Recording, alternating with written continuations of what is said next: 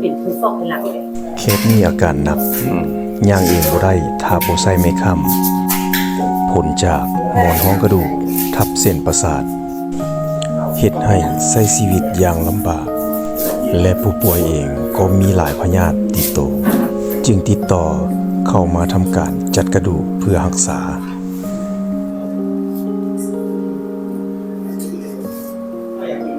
ตัวมือพอชินยังสีได้เนาะ ได้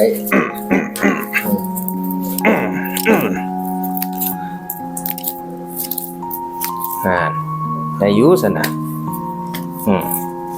กินหามาสีแดง อันนี้ฟังไม่ต้องคิดว่า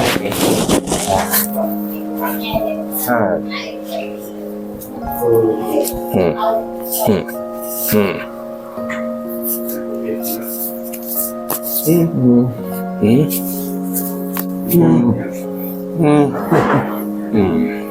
พวกบางแง่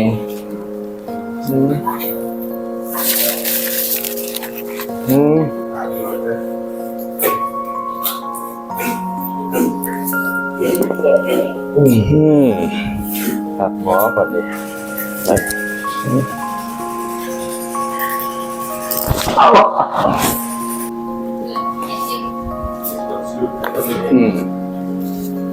น่ะ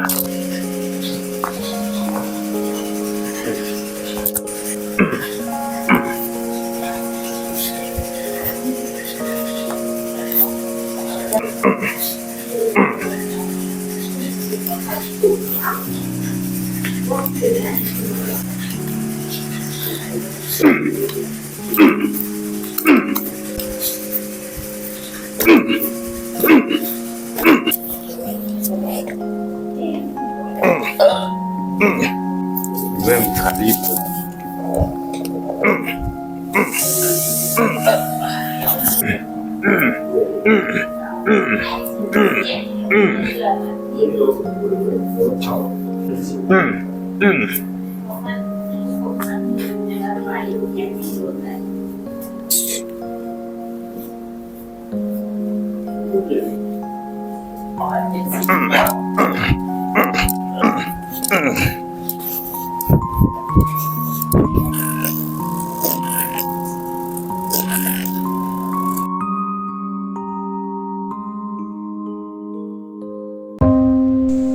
หลังจากจัดกระดูกไปแล้ว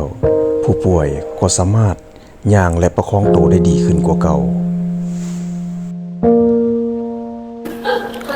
รู้สึกดีขึ้นอยู่ย่างก็